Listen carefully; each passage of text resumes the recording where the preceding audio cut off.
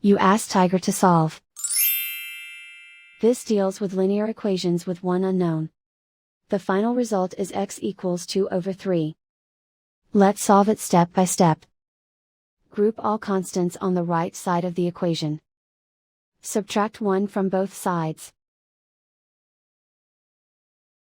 Simplify the arithmetic. Convert the integer into a fraction.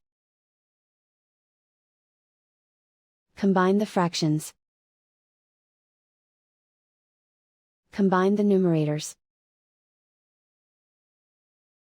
Isolate the x. Multiply both sides by inverse fraction 3 over -2.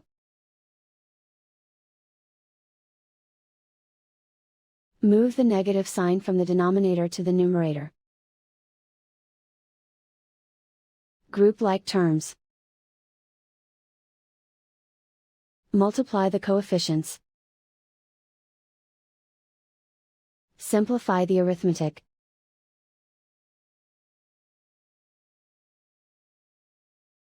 Move the negative sign from the denominator to the numerator. Multiply the fractions. Simplify the arithmetic. And so the final result is x equals 2 over 3.